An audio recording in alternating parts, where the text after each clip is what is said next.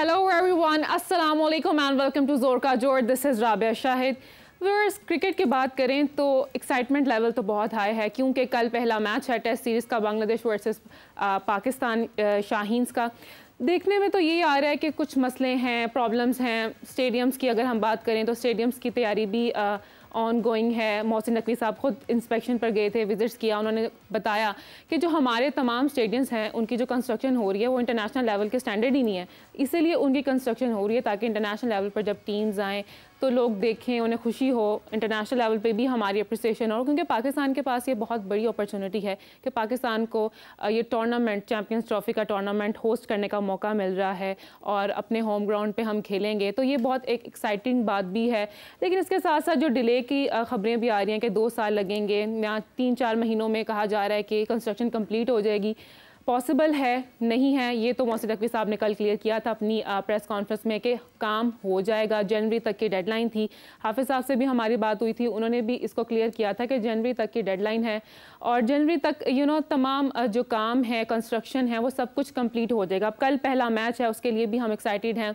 हमारी प्लेइंग 11 भी रेडी है, सब कुछ था। कुछ चेंजेस आए, सडन चेंजेस आए। पहले कुछ लोग थे, फिर उन्हें रिलीज़ किया गया, फिर दोबारा से ऐड ऑन किया गया। तो इस किस्म के जो प्रॉब्लम्स थे वो तो चली जा रहे थे। स्पिनिंग के हवाले से हमने बात की कि स्पिनर्स की कमी है, फास्ट बॉलर्स की कमी है, नहीं है। तो चलिए प्रोग्राम का बाकायदा आगाज़ करते हैं। हमारे साथ मौजूद हैं हाफिज़ मोहम्मद इमरान साहब, स्पोर्ट्स जर्नलिस्ट हैं, एंकर हैं। अस्सलाम वालेकुम हाफिज़ साहब, वेलकम टू द शो। वालेकुम सलाम राबिया, बहुत शुक्रिया आपका, बहुत शुक्रिया। हाफिज़ साहब, अभी ही रिसेंटली शान मसूद की प्रेस कॉन्फ्रेंस सामने आई है जिसमें उन्होंने बताया कि रावलपिंडी की पिच ओके है बैट्समैन के लिए भी और हमारे फास्ट बॉलर्स के लिए भी। मतलब सीन ओके है। जो हम इतने दिनों से परेशान थे कि बारिश होगी तो फास्ट बॉलर्स क्या करेंगे, स्पिनर की ज़रूरत है। और बांग्लादेश के कोच ने भी कहा है कि रावलपिंडी की जो पिच है उन्होंने प्रैक्टिसेस वगैरह तो की होंगी तो उन्हें बड़ी ईजी लग रही है, नॉर्मल लग रही हैं। कह रहे हैं कि आराम से जो है वो मैच खेला जा सकता है। तो क्या कहेंगे आप इस हवाले से, पिच के हवाले से, जो शान मसूद की अभी रिसेंटली प्रेस कॉन्फ्रेंस हुई है? देखिए, ओके है तो इसका मतलब है दोनों के लिए।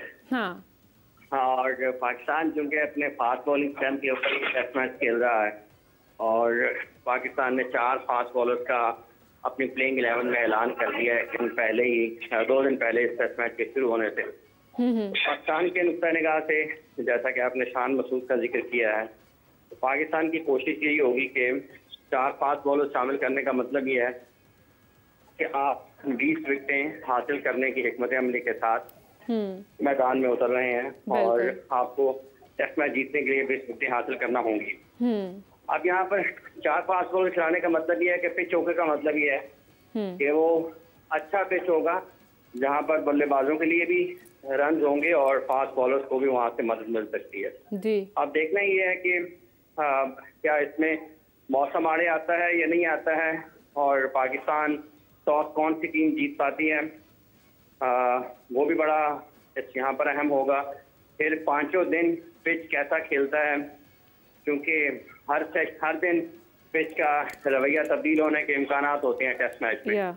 तो एक पाकिस्तान अपना सीजन आगाज कर रहा है, सीजन का पाकिस्तान के को लोग फतेहाब देखना चाहते हैं अपने मैदानों पर और देखना ही है कि अब कैसे टेस्ट मैच ऑपरेट होता है, टॉस कौन जीतता है। पाकिस्तान की तरफ से अब ये तो कोई नहीं है कि कल कौन खेलेगा कौन नहीं खेलेगा, क्योंकि प्लेइंग 11 का ऐलान पाकिस्तान ने कर दिया है जी। तो होम सीजन है पाकिस्तान का, पाकिस्तान को ये दोनों मैचेस जीतने चाहिए और अपने पॉइंट्स टेबल जो है WTC का उसके ऊपर पाकिस्तान को बेहतर तरीके से फिनिश करने की तरफ जाना चाहिए। होम सीरीज का यही फायदा, इससे पहले माजी करीब में जो होम सीरीज खेले हैं भले इंग्लैंड के खिलाफ, ऑस्ट्रेलिया के खिलाफ या न्यूजीलैंड के खिलाफ, हम वो नताइज हासिल नहीं कर पाए हैं जो इंग्लैंड अपने मैदानों पर, ऑस्ट्रेलिया अपने मैदानों पर और न्यूजीलैंड टेस्ट मैचेस में अपने मैदानों पर हासिल करता है। तो शान मसूद और उनके साथी खिलाड़ियों के लिए ये निस्बतन आसान हरीफ है बांग्लादेश। वो बहुत ज़्यादा मुश्किल पैदा करते हैं जब वो अपने मैदानों पर खेल रहे होते हैं। लेकिन अब यहाँ पर चूंकि फास्ट बॉलिंग फ्रेंडली पिच बनाई है पाकिस्तान ने, तो पाकिस्तान की जो बैटिंग है उसका भी वैसा ही इम्तहान होगा जैसा कि बांग्लादेश का होगा, क्योंकि पेस एंड बाउंस पर पाकिस्तान के बैटर्स के लिए भी उतनी मुश्किलात हो सकती हैं। अब अगर मौसम क्योंकि इस तरह का है तो डिपेंड करेगा बहुत ज़्यादा पिच के ऊपर कि सीम मूवमेंट उसमें मिलती है बॉलर्स को या नहीं मिलती है। लेकिन स्किल्स का टेस्ट होगा पाकिस्तान की फास्ट बॉलिंग का भी और पाकिस्तान के बैटर्स का भी, और ये दबाव पाकिस्तान के ऊपर ही होगा इस टेस्ट मैच के आगाज में। उसकी वजह यह है कि पाकिस्तान एक निस्बतन मुख्तलिफ हिकमत अमली के साथ मैदान में उतर रहा है।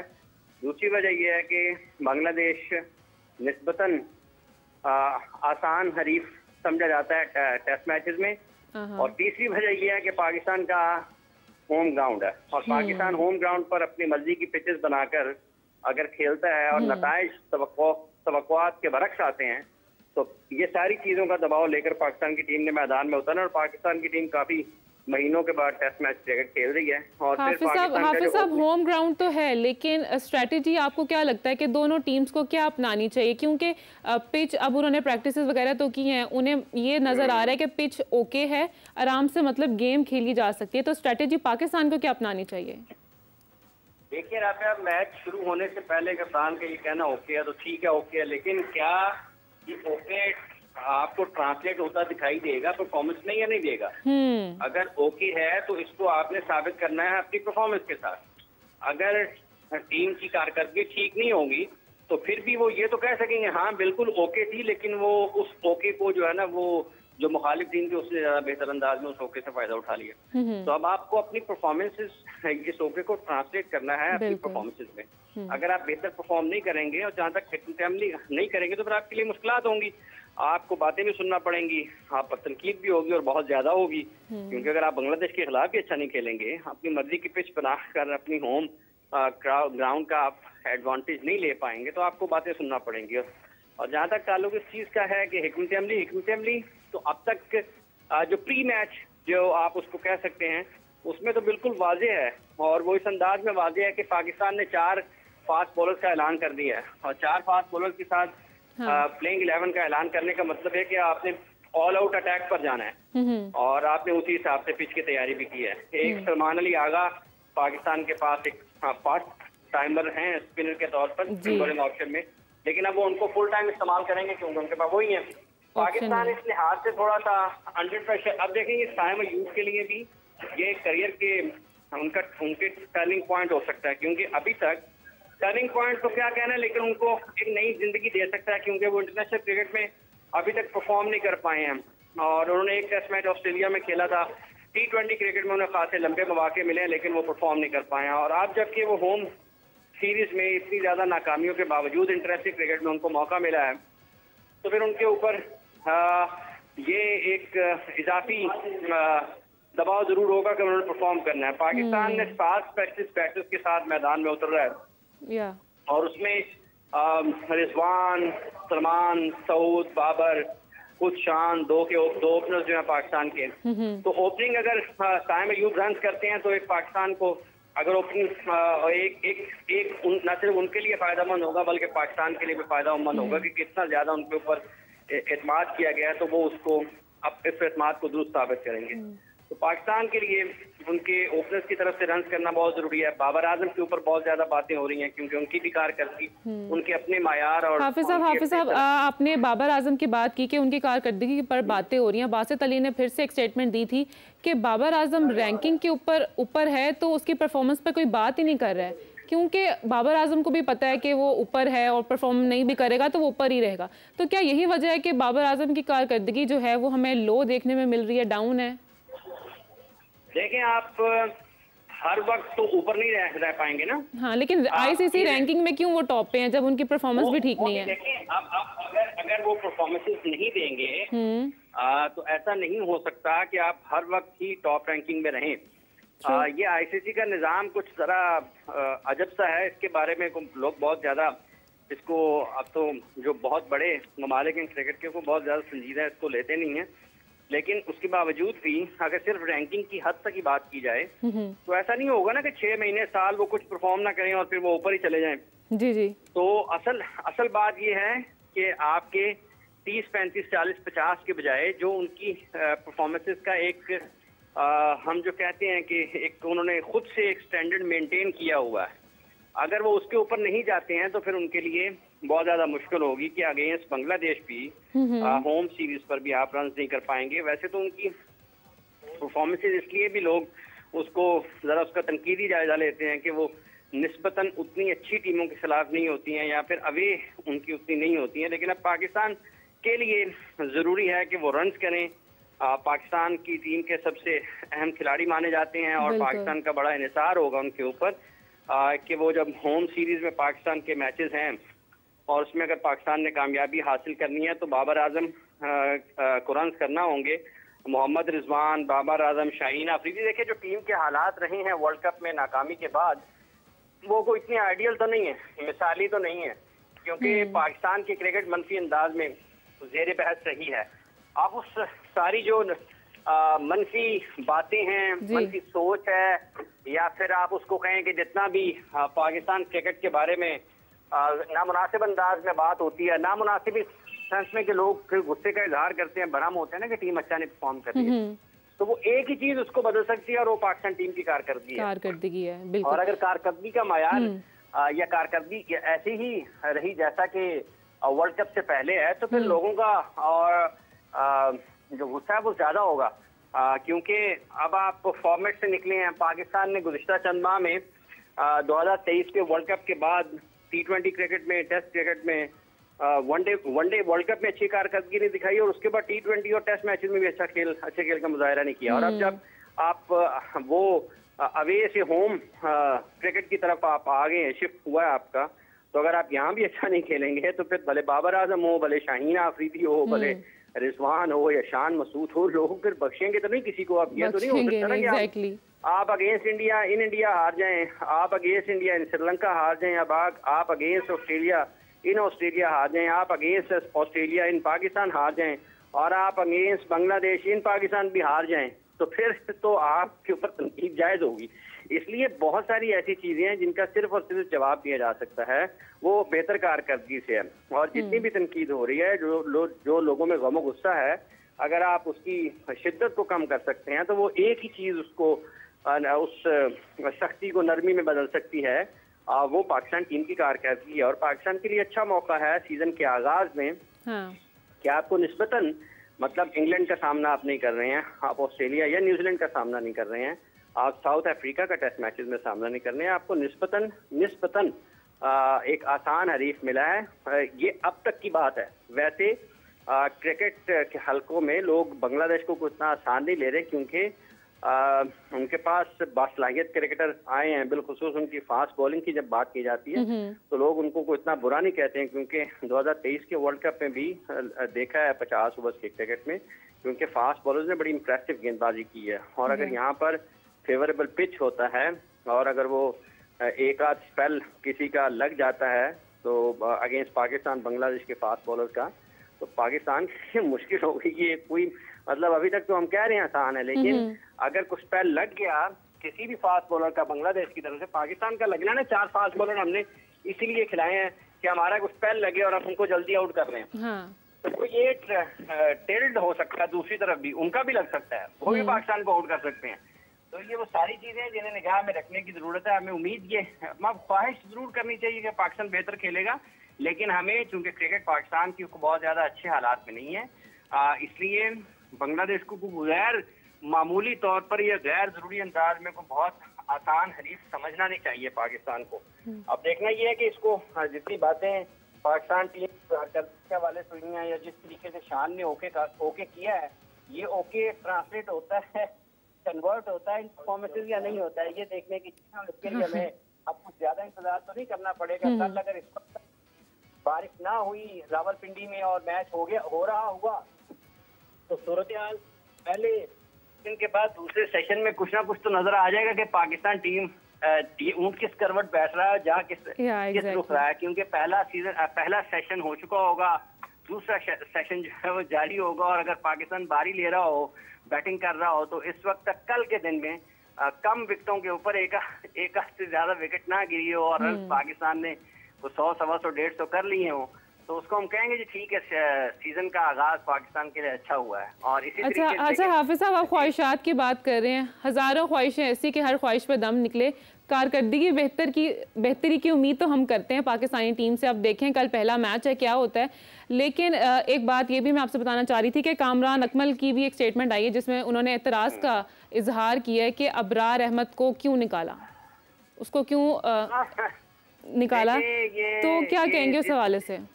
जिस तरीके से उनको अबरार को ना कि जैसे उनको ना मतलब किसी खिलाड़ी को साथ, वैसे माजी में भी ऐसा हुआ, काफी सारे खिलाड़ी ऐसे हैं जिन्हें घुमाया जाता रहा काफी वक्त, लेकिन उनको मैचेस में दिए गए। उस्मान कादिर का भी शुमार उन्हें खिलाड़ियों में होता है। अगर आप उनके टूर्स देखेंगे जिन मुल्कों में उन्होंने किए हैं, जिसकी मतलब पाकिस्तान टीम के लिए आए हैं, तो उनके शायद मैचेस जो उनको मौके मिले शायद वो उससे मुताबिकत नहीं रखते हैं। बिल्कुल यही सूरत-ए-हाल अबरार के साथ भी है कि आप उनको अगर होम सीरीज में भी अपने स्पिनर्स को नहीं खिलाएंगे और तो आप अपने स्पिन बॉलिंग टैलेंट को या स्पिन बॉलिंग जो आपकी अटैक है आप उसको कैसे बेहतर करेंगे, ग्रूम करेंगे। और उनके 6 मैचेस में मेरा 38 विकेट्स हैं, तो हम लोग उनको शामिल नहीं किया। बुनियादी तौर पर तो ये एक हिकमत अमली का हिस्सा लगता है कि हमने 4 फास्ट बॉलर के साथ खिलाना है। अब ये एक पहलू है क्योंकि टीम मैनेजमेंट ये सोचती है कि वो फास्ट बॉलर के साथ 10 मैचेस जीतना चाहती है। ठीक है, जब इससे बेहतर टीमें आएंगी जो कि स्पिन के अगेंस्ट उतनी अच्छी नहीं होंगी तो हो सकता है उसमें उनको चांस मिल जाए। लेकिन फिर भी जब आप किसी भी किस्म के आपने अपनी ओवरऑल एक फॉर्मेशन भी तो बनानी होती है ना, तो उस फॉर्मेशन के हिसाब से आप देखें तो स्पिन बॉलिंग तो बिल्कुल नजरअंदाज हुई है पाकिस्तान में। और हमारा इस वक्त सबसे बड़ा मसला पाकिस्तान के सब जो स्पिनर्स हैं पाकिस्तान के, एक बड़ा है मतलब आप देखें कि शादाब खान पाकिस्तान के सबसे ज्यादा जिन्होंने पाकिस्तान के लिए ये जो मौजूदा खिलाड़ी हैं स्पिन बॉलिंग के शोबे में सबसे ज्यादा पाकिस्तान की नुमाइंदगी की है इंटरनेशनल क्रिकेट में। उनके फर्स्ट क्लास क्रिकेट में सिर्फ 3000 या 3100 बॉल उन्होंने किए हैं, सिर्फ 3000 या 3100 बॉल किए हैं, 3200 बॉल किए, मतलब 4000 से कम बॉल है उनके जो उन्होंने फर्स्ट क्लास क्रिकेट में किए हैं। अब्दुल कादिर साहब मरहूम उनकी इंटरनेशनल फर्स्ट क्लास क्रिकेट में 49,000 से ज्यादा बॉल उन्होंने किए हैं। तो आपको ये लोगों को ये समझना चाहिए कि आपके स्पिनर्स को कितनी बॉलिंग की जरूरत होती है। और अगर आप सिर्फ ये समझेंगे कि उसको फर्स्ट क्लास क्रिकेट में सिर्फ 3-4 हजार बॉल कर ले और आप उसको दुनिया का बेहतरीन स्पिनर बना देंगे तो वो नहीं बनेगा। आप देखें कि वो इन फॉर्म कम होते हैं, शादाब आउट ऑफ फॉर्म ज्यादा होते हैं। तो दूसरा जो स्पिन बॉलिंग के साथ पाकिस्तान ने किया है वो दूसरी मिसाल यहाँ पर सामने है कि 6 टेस्ट मैच अगर 38 ली हुई हैं और आप उसे आपका आगाज हो रहा है होम ग्राउंड पर हो रहा है तो आप उस स्पेशलिस्ट को टीम से निकाल दें, उसको ड्रॉप करें, ना उसको मौका दें।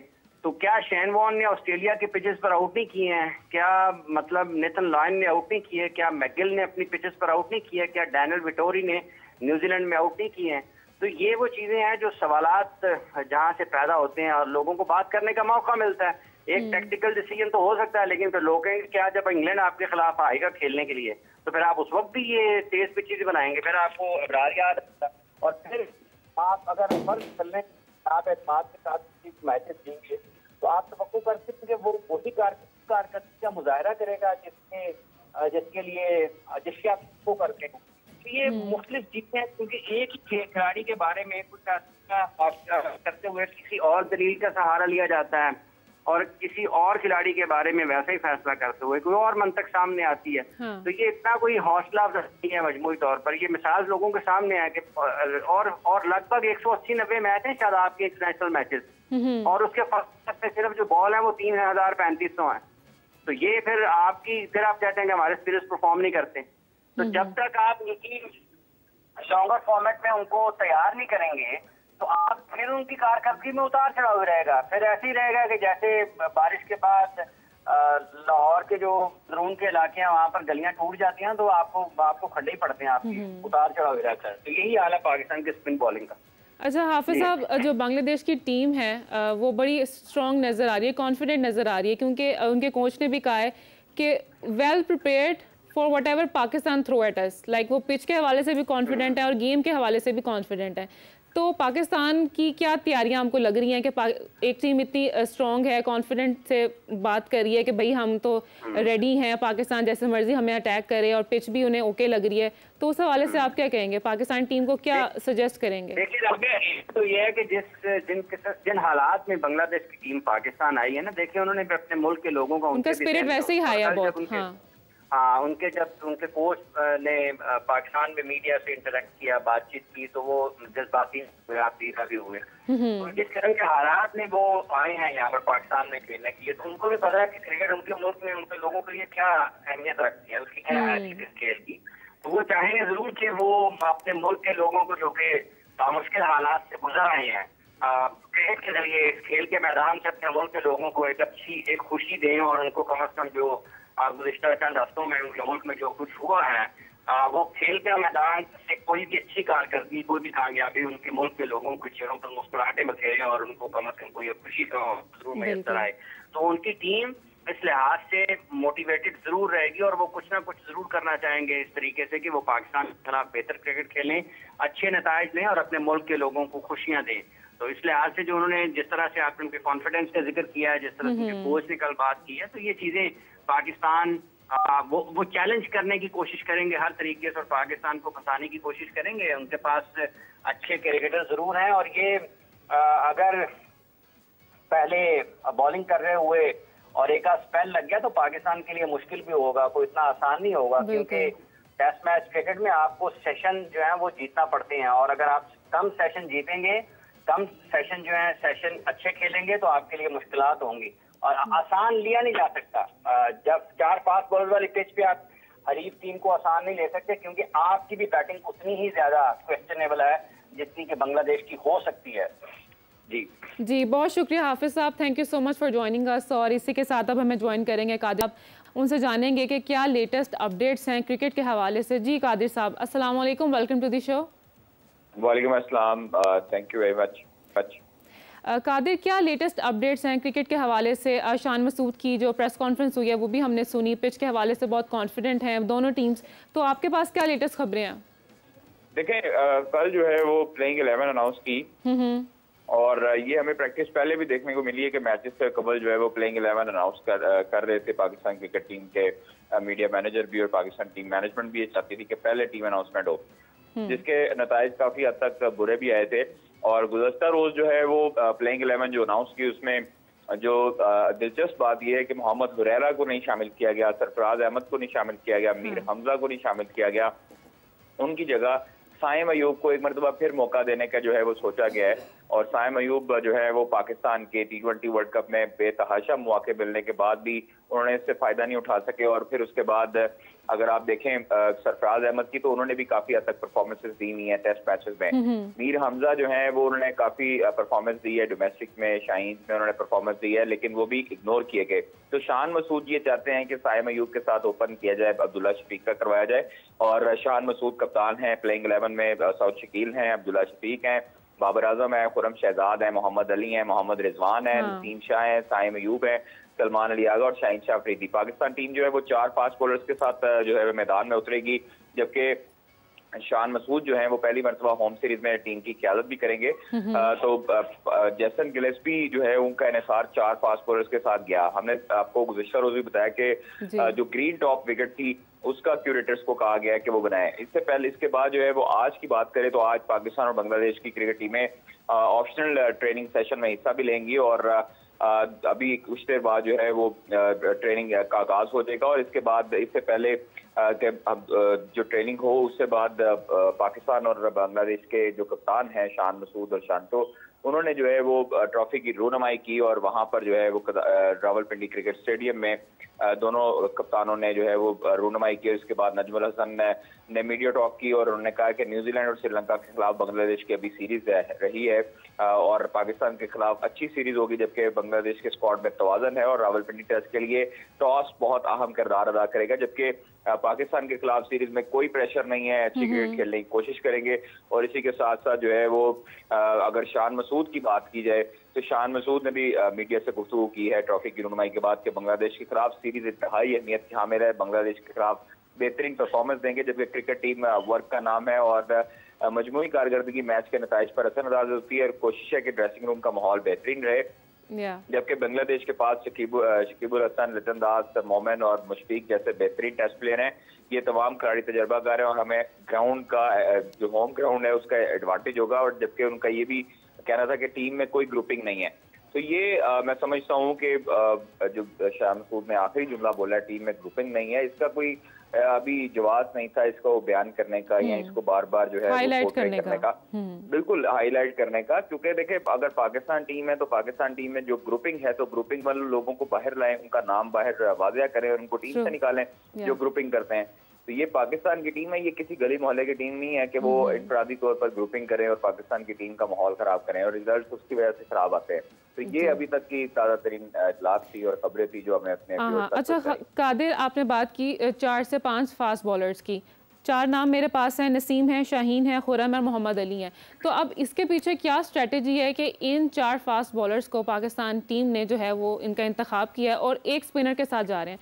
तो कोई स्ट्रेटजी आपको समझ में आ रही है कि कोई प्लानिंग के तहत किया गया है कि मतलब ये गेम अच्छी चलेगी या कैसे प्लान किया गया है?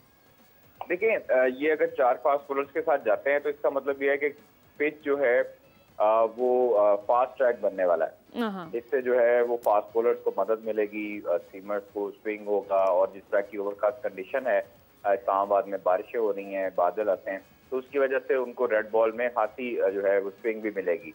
और जिसके पास पेस होगी उसको स्विंग का जो है वो बड़ा एडवांटेज हासिल होगा वहां पर। और इसके साथ साथ अगर आप एक स्पिनर की बात करें तो एक साइम अयूब को भी हमने गुज़श्ता रोज बात की कि साइम अयूब को भी जो है वो स्पिनर के तौर पर शामिल किया जा रहा है, जो कि रात को जो है इस चीज का ऐलान हो गया।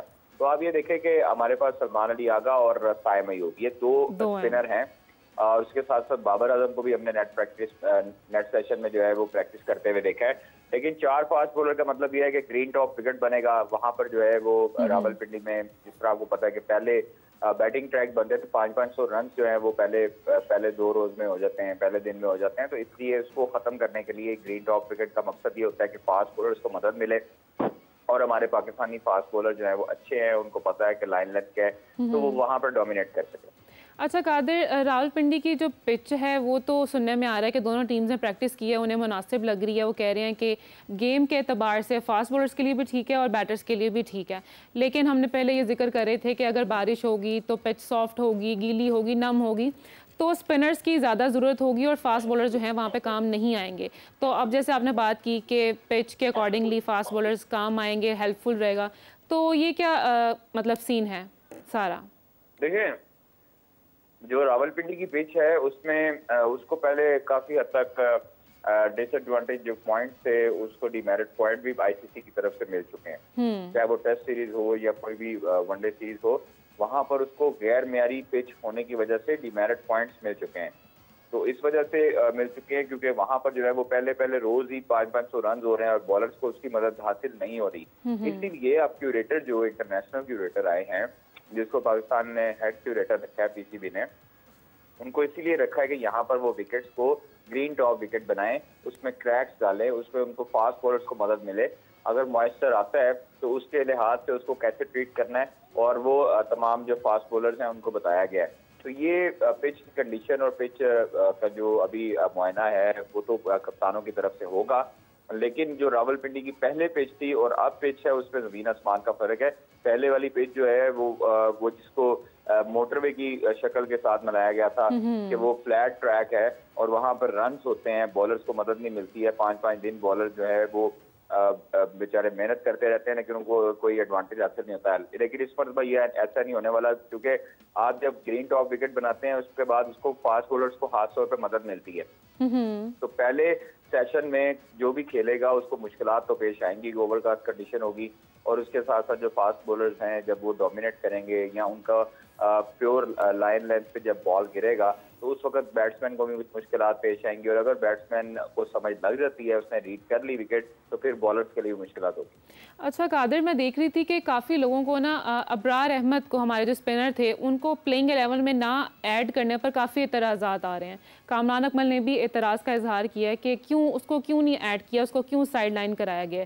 तो उसके हवाले से ज़रा आपका क्या तज्ज़िया होगा, क्या कहेंगे उसके हवाले से? देखिए अबरार अहमद को हमेशा से ही निगलेक्ट किया गया है, इग्नोर किया गया है। और आप वो चाहे T20 वर्ल्ड कप हो, चाहे उससे पहले वनडे वर्ल्ड कप हो, जब इंडिया में हम लोग गए थे वहां पर भी इन्होंने बेंच पे बिठाए रखा। उसके बाद जो है वो शादाब खान को मौके मिलते रहे। अभी भी जो है वो अगर आप देख सके तो टेस्ट मैच में उनको जो है वो ड्रॉप कर दिया गया, उनको बाहर कर दिया गया और उनको कहा गया कि वो जो है वो अबरार अहमद को अभी नहीं देखना चाहते, फास्ट बॉलर के साथ जाएंगे। तो ये चीजें हमें मद्देनजर रखनी चाहिए। शान मसूद को जो है वो ये चीजें नोट करनी चाहिए, और जैसन गिलेस्पी जो है वो बेहतर समझ सकते हैं, उनके कोचिंग का काफी तजुर्बा है, काफी लंबी क्रिकेट खेली है ऑस्ट्रेलिया की तरफ से। तो ये इब्रार अहमद के साथ फिल वक्त जो है वो ज्यादती हो रही है। लेकिन मैं समझता हूँ कि मोहम्मद हुरैरा जो जिस तरह का बैट्समैन है, वो मुझे लगता है कि जिस तरह समीर असलम पाकिस्तान से दिलबर्दाश्ता होकर गए हैं, शायद मोहम्मद हुरैरा भी अपनी जवानी में इस तरह दिलबर्दाश्ता ना हो जाए जिस तरह उनको साथ ट्रीट किया जा रहा है शान मसूद की तरफ से और जेसन गिलेस्पी की तरफ से। तो शान मसूद को चाहिए कि मोहम्मद हुरैरा जो है उनका पाकिस्तान का फ्यूचर है, कम से कम जिस तरह साइम अयूब को चांस दिए जा रहे हैं, मोहम्मद हुरैरा को भी चांस दिए जाए, जिससे वो अपनी बैटिंग मजीद निखार सके और उनको एक्सपोजर मिल सके। अच्छा कादिर, वो इसी के जो बांग्लादेश के बेहतरीन बॉलर हैं तस्कीन अहमद, वो नहीं खेल पा रहे हैं पाकिस्तान के साथ। जो पहला मैच होना है वो टेस्ट सीरीज़ में नहीं खेल रहे हैं, तो उसके हवाले से आपको क्या लगता है कि कोई गेम चेंजर होगा जब वो दूसरे मैच में वापस आएंगे? ऑब्वियसली देखिए, मेन बॉलर का प्रेशर होता है और मेन बैट्समैन, मेन बॉलर, उनका जो मेन प्लेयर होता है उसका ओपोनेंट टीम पे जरूर प्रेशर होता है, और हम उसको बिल्कुल भी इजी नहीं ले सकते। हमने T20 वर्ल्ड कप में भी यही कहा था प्रोग्राम्स में, और यही कहा था कि आपने यूएसए को भी जो है ना वो हल्का नहीं लेना, और आपने यूएसए पे भी बिल्कुल इजी ओवर क्रिकेट नहीं खेलनी। हमने इजी ओवर क्रिकेट खेली, हम यूएसए से भी शिकस्त से 2-4 हुए। तो इसलिए हमें चाहिए कि हम अपनी जो है वो 100% दें। हमारे बैटर्स, हमारे बॉलर्स, हमारे फील्डर्स जो है वो मैदान में जब 100% देंगे तो ओपोनेंट टीम पर प्रेशर जाएगा। और अभी जो इंटेंट शो करने का कहा गया प्लेयर्स को, वो कहा गया कि एग्रेसिव इंटेंट शो की जाए। तो एग्रेसिव इंटेंट के साथ साथ आपने दिमागी तौर पर भी स्ट्रांग होना है, ताकि आप एग्रेसिव इंटेंट के चक्रों में जो है वो अपनी पूरी जो विकेट्स हैं वो गवा ना बैठें। तो इसलिए ये एडवांटेज पाकिस्तान टीम को थोड़ा सा हासिल है कि पाकिस्तान की होम क्राउड है, होम एडवांटेज होगा, होम ग्राउंड होगी, होम कंडीशन होंगी, तो पाकिस्तान को पता है कि कैसे टैकल करना। अच्छा कादिर, ज़रा आप क्रिकेट से हटकर बात करते हैं, क्योंकि पाकिस्तान में MMA मिक्स्ड मार्शल आर्ट्स भी हो रही हैं, तो उस हवाले से क्या खबर है आपके पास?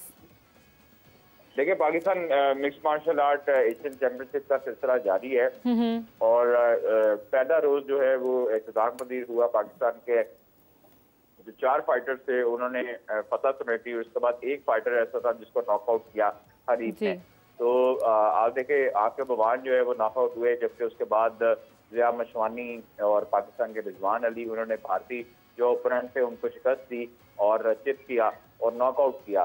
पाकिस्तानी जो फाइटर हैं रिजवान अली, जिनका जो है काफी हद तक जबरदस्त मुकाबला जारी था। पहले 2 राउंड में जो श्रीकांत शेखर थे उनके ओपोनेंट थे, वो हावी थे रिजवान अली पर, लेकिन रिजवान अली ने अच्छा कमबैक किया और तीसरे राउंड में उनको जब नॉकआउट किया तो पाकिस्तान जिंदाबाद के जो नारे थे वो गूंजने लग गए। और उसके बाद हमने देखा कि आज जो है वो क्वार्टर फाइनल्स का सिलसिला शुरू हो चुका है एशिया चैंपियनशिप का, और पाकिस्तान के जो 2 फाइटर्स हैं जिन्होंने मुख्तलिफ वेट कैटेगरीज में जो है वो फतह समेटी है, उसके बाद आज मजीद जो है वो पाकिस्तानी फाइटर भी जलवागर होंगे और एक इंडियन फाइटर जलवागर होंगे एशिया चैंपियनशिप के क्वार्टर फाइनल्स में। तो सेमीफाइनल में अभी तक पाकिस्तान के 2 जो फाइटर्स हैं उन्होंने जगह बना ली है, और ये सिलसिला 22 अगस्त तक जारी रहेगा और 22 अगस्त को फाइनल मुकाबले होंगे।